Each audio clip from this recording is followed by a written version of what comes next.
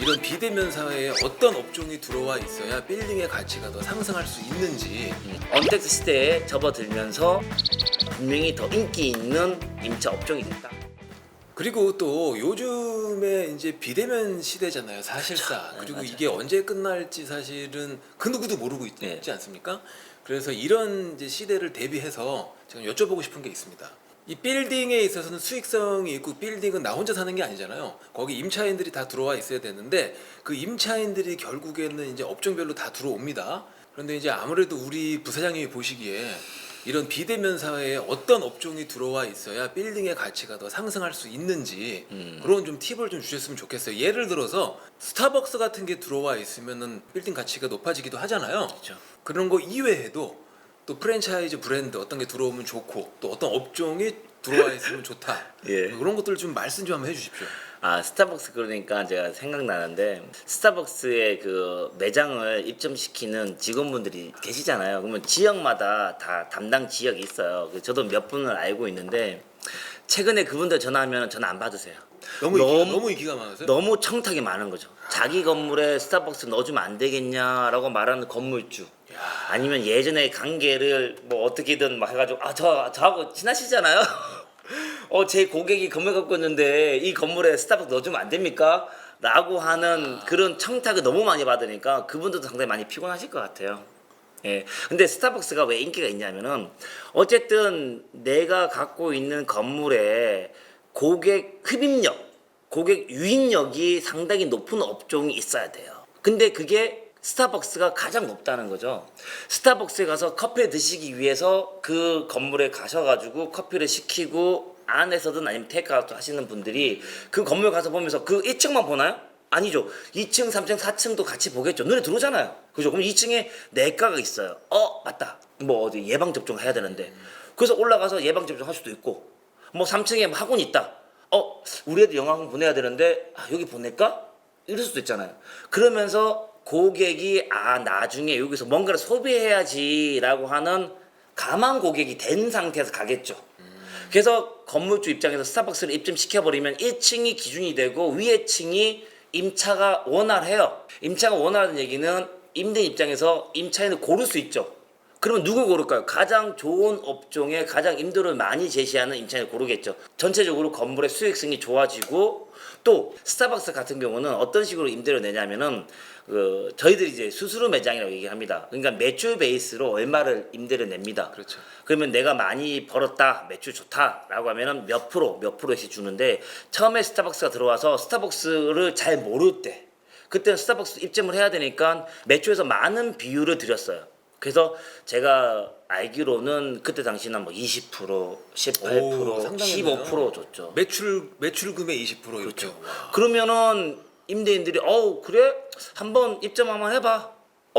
그리고 괜찮네? 라고 해서 월세 받았던 거죠. 네. 근데 이제는 막 모셔가잖아요. 이게 항상 시장 요인은 수요와 공급입니다. 다 모셔가려고 하니까 스타벅스 어떻게 하겠습니까?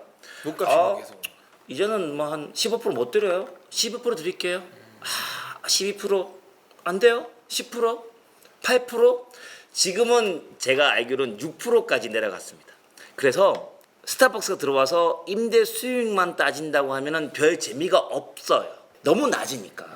아무리 스타벅스가 많이 돈을 번다 하더라도, 매출이 높다 하더라도 워낙에 6%, 퍼센테이지가 낮으니까 6%, 7% 받아가지고는 차라리 임대 수익만 생각하면 스타벅스보다 뭐 일반 편의점이나 다른 어떤 뭐 병원 뭐 이런 그렇죠. 거. 2군 커피숍도 더 좋을 수도 있어요.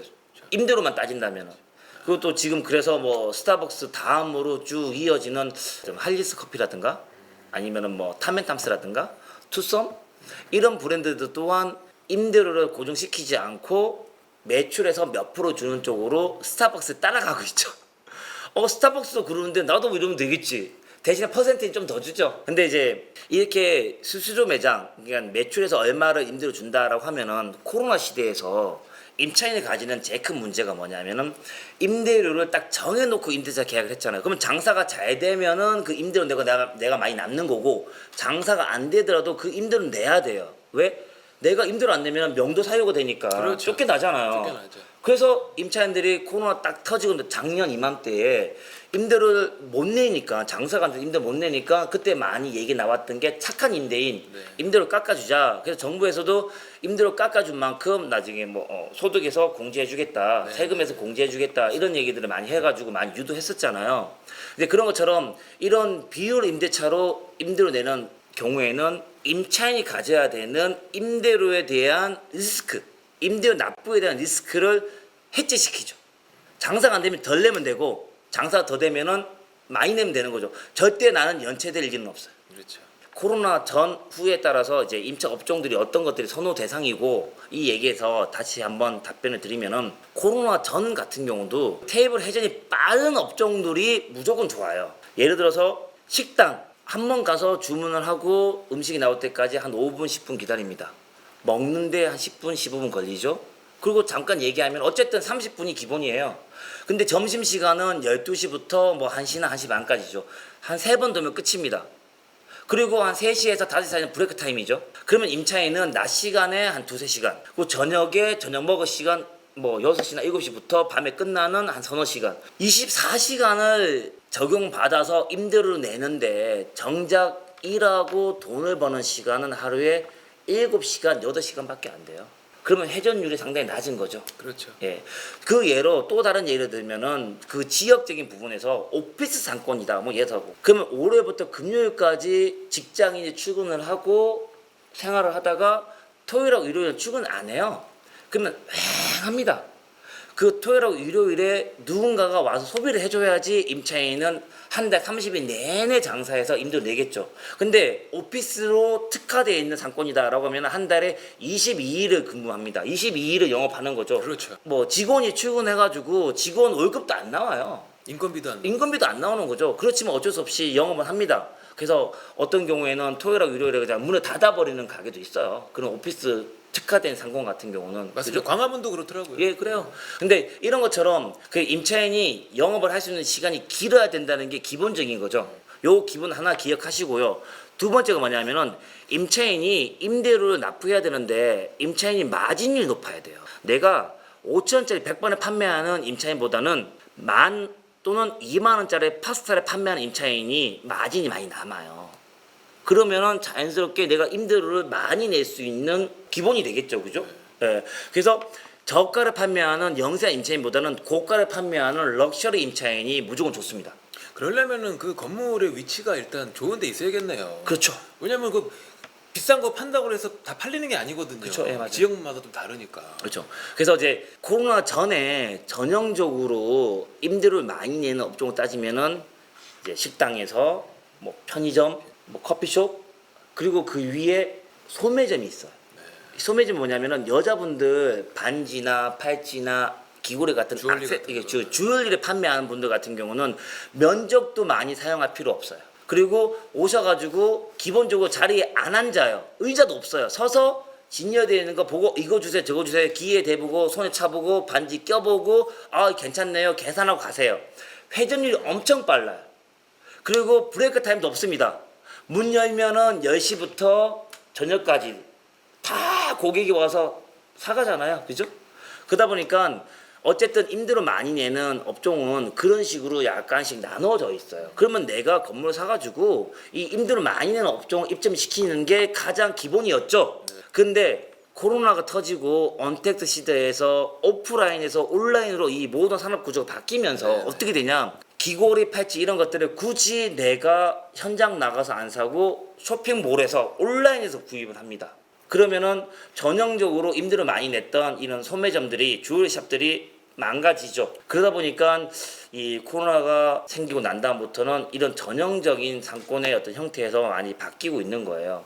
바뀌고 있는 과정 속에서 앞으로 어떤 게 좋으냐라는 질문에서 뭔가 높은 마진율이 있는 그런 산업을 그런 업종을 하시는 임차인을 찾아야 되는데 지금은 워낙 이제 변화가 좀 많아가지고 아직 지금 또 초창기이기 초창기 때문에 때문에 딱 시대가 이걸 해야 되고. 됩니다, 저걸 해야 됩니다라고 말씀드리기 좀 힘든 것 같고요.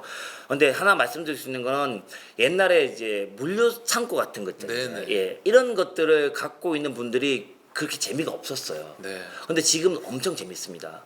임대료도 엄청 높이 측정해도 다 들어와요. 그리고 또 그런 어떤 땅을 구입을 해가지고 물류센터를 지어서 물류를 하는 임차를 받겠다라고 하는 분들이 전문적으로 하시는 분도 그렇죠. 계시더라고요. 땅을 사려고 그러는데 땅이 없어요. 근데 또 이게 서울에서 너무 멀어지면은 또 이제 이동 거리 때문에 물류센터의 어떤 효과가 떨어지니까. 운송 거리가 길어지면 안 예, 되죠. 그렇죠. 운송 거리가 적당한 위치에 경기도권을 좀 찾고 계신 분들 상당히 많아요. 언택트 시대에 접어들면서 물류센터는 분명히 더 인기 있는 임차 업종이 됐다. 그러니까 직접 이런- 방문해서 물건 사는 게 아니라 이제 온라인 쇼핑을 하다 보니 온라인이 업체가 다 온라인으로 들어가고 물류센터만 있으면 되는 거죠. 여기 오다 받아서 물류센터에서 쏴버리면 되는 거니까 물건들을 예. 딱 그러다 보니까 이쪽이 더 그래서 이제 입지가 제일 중요하다고 말씀도 하셨는데 그러다 보니까 사람들이 밖에 잘 나가는 횟수가 적어지잖아요. 네. 작은 상권보다는 큰 상권에서 만날 확률이 높죠. 왜? 이것도 하고 저것도 하고 싶은 거죠. 그러면 큰 상권은 이것도 있고 저것도 있고 다 있어요. 작은 상권은 뭔가 특화되어 있는 것밖에 없지만 그러다 보니까 큰 상권 쪽으로 사람들이 많이 모이다 보니 이런 입지에 있는 건물은 공실이라든가 임대료 걱정을 안 해도 되고 네. 적당히 이제 뭐 크다만 상권이라든가 뭐 약간 뭐 흐지부지 특화돼 있든 아니면은 뭔가 뭐 이슈가 될 만한 고객을 유인할 만한 성격이 부족한 상권들 같은 경우는 예전보다 유동 인구가 줄어들었죠. 요런 위치에 건물 사시면은 아 공시 걱정해야 되고요, 임대료 걱정해야 되고, 임차인 나가면 어떡하지라는 걱정하셔야 돼요. 그러다 보니까 투자자들이 조금 더 입지가 좋은 곳에 매입을 해야 되겠다라는 생각을 많이 가지다 보니까 이제 가격도 그런 지역은 오르고요, 네. 더 올라요. 그리고 아닌 지역은 빠져요. 그래서 양극화, 땅값의 양극화가 예전보다 더 심해졌죠. 그러면은 이제 건물 가격이 빠지는 시기에 대해서 생각해 보면은 일단 경제에 어떤 큰 충격이 와가지고 이 자산의 가치가 뚝 떨어진 아파트든 토지든 뭐 건물이든 부동산 가격이 뚝 떨어진 거 생각해 보면은 글로벌 금융 위기 때 그때가 2008년 10월달에 금융 위기가 터지고 그 다음에 이제 계속 이제 조금 자산의 가치가 좀 떨어졌었는데 네, 맞습니다. 강남의 아파트도 강남 부패가 깨지면서 아파트 가격이 반토막 났을 때잖아요, 네, 네. 그죠? 그러면 그때가 2008년 10월달부터 제가 중개할 때도 중개 거래가 안 됐어요. 매수자들이 안 오는 거죠. 그래서 2008년 10월달, 11월, 12월, 2009년 1월, 2월에서 거의 4, 5개월 정도 손가락만 빨고 있었어요. 중개를 못 하니까. 근데 2009년 2월달부터 매수자들이 살짝 움직이더라고요. 찾아오시는 거죠. 그럼 그때 당시에 강남권을 제외한 다른 지역 같은 경우는 기존 가격에서 20%나 30% 정도 빠진 가격에서 거래가 됐었고요. 네. 2009년 초에 매수자들이 이제 조금씩 문의하실 때 그때 가격이 그 정도 가격에서 거래가 됐고, 강남권 같은 경우는 기존 가격에서 5에서 10% 정도 빠진 상태에서 거래가 됐어요. 네. 그리고 또 그 매도자가 더 깎아주려고 하지도 않았고 또 더 깎기를 기다릴 수도 없었죠. 누군가가 잡아버리니까. 이게 뭐냐면은 경제에 어떤 큰 파동이 오면은 이 대한민국의 국민을 이 피라미드로 얘기했을 때 상류층, 중산층, 하류층 있잖아요. 네네. 그럼 어떤 경기에 문제가 생기면은 제일 먼저 타격을 받는 분들이 하류층. 그렇죠. 예, 좀 영세하신 분들이 먼저 타격을 받아요. 그러면 아 나 죽겠다, 나 못 살겠다라고 하면서 영향을 받죠. 그렇죠. 그리고 그 시기가 조금 더 지나면은 중산층이 타격을 받아요. 그러면은 대한민국의 거의 3분의 2 또는 4분의 3이 못 살겠다, 힘들다, 나 살려줘라는 얘기들이 막 나와요. 그럼 이때 되면은 정부가 더 이상은 안 되겠다라고 하면서 추경을 풀거나 아니면 뭐 지원을 하거나 뭔가 계속 이제 액션을 취하죠. 대책을 강구하죠. 대책에 강구하고 액션 취하죠. 그러면은 위에 상류층이 타격받기 전에 뭔가 수혈이 와요.